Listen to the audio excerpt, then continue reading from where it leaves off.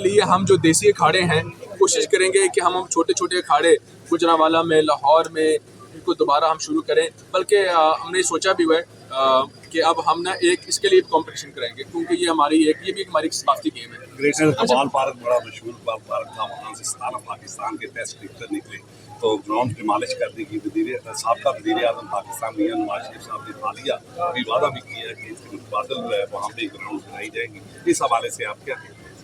یہ نوشاد صاحب کا بہت زیادہ فوکس ہے ان چیزوں پہ. جو انہوں نے کہا ہے وہ انشاءاللہ تعالیٰ حقیقتاً ہوگا. اور ہم صرف پارکیں بنانے پہ نہیں، پارکوں کے اندر تمام سہولیات کے لیے بھی اس سال ہم فوکس کریں گے.